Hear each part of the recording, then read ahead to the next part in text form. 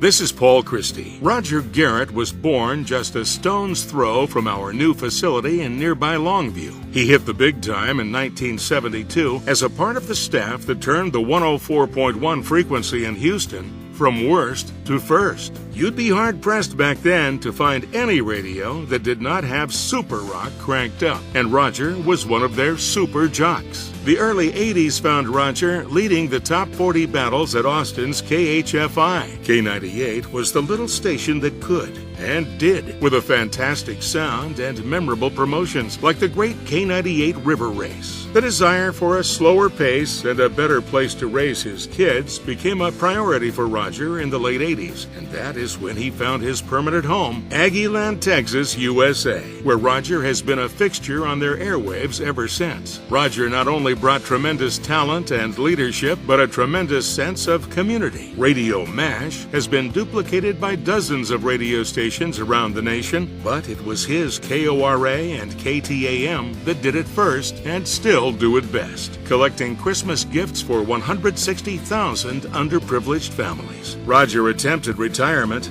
but that did not suit him. So it was back to early morning wake-ups at KORA, where he proved just last year he is still on top of his game, as he was one of the top 5 finalists for ACM Personality of the Year. He and his partner Carly also took the top trophy as Personalities of the Year with the Texas Regional Radio and Music Awards. His wife Lori and other members of his family are here to share in this tremendous honor today. Join me in congratulating him for this dubious distinction. Roger W.W. Garrett is a 2017 inductee of the Texas Radio Hall of Fame.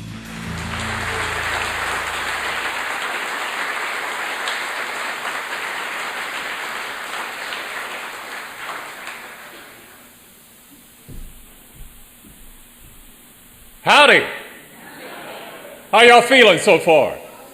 It's wonderful, isn't it? I absolutely love this broadcast museum because I finally found the equipment I can operate.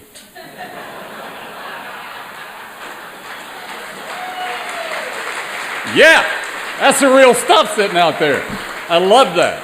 I love the fact there is a broadcast museum, and I love that there's a Texas Radio Hall of Fame. Thank you to everyone who had anything to do with that. First of all, just creating this platform of honor. And then secondly, that you chose us to be a part of it. I love that very much. In radio, there's lots of love, but if you've worked in a radio station very long, it's hidden. So it's really good to be able to express that appreciation with all of you today. It's been that connection in radio that has been the most important part of it to me.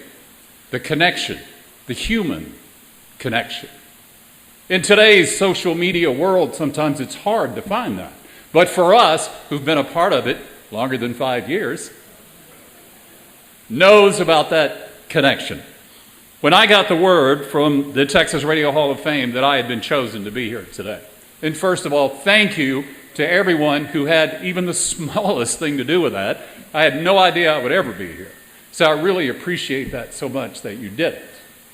That connection was what I felt when I got the word. But the connection was for all of us. It wasn't for me. It was for all of us who have felt that soulful experience of radio. That human part of it, the love part of it, the thing that makes us sacrifice and be there long hours and deal with a lot of stuff from the sales hall. Just kidding. It is that soulful experience that has meant the most to me about radio.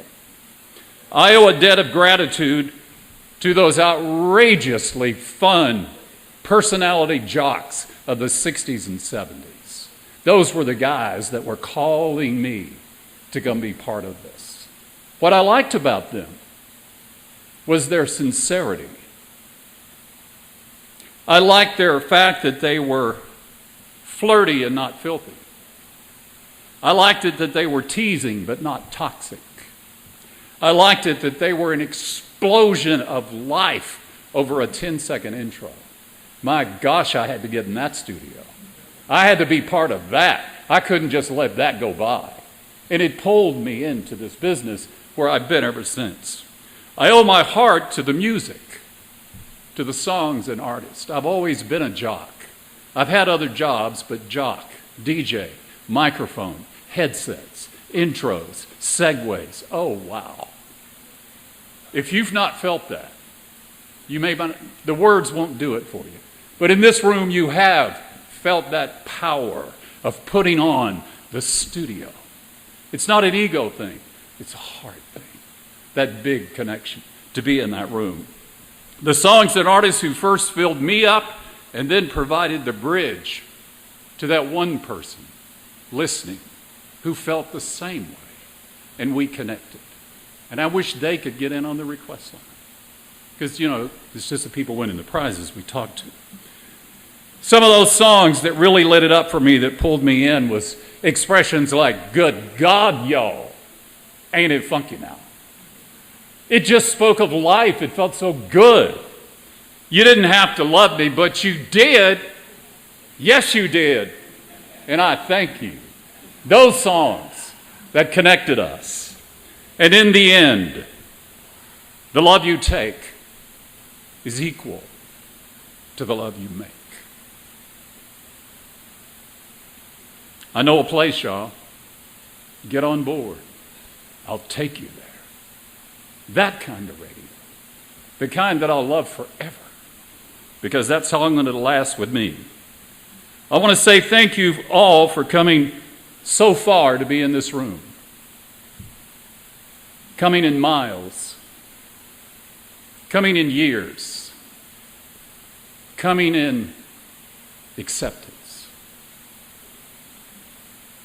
Thank you for the love you've given to all of us, the ones who are here, the ones you all know that are not here but should be, the young ones who are on the way, all of us who feel this thing called radio.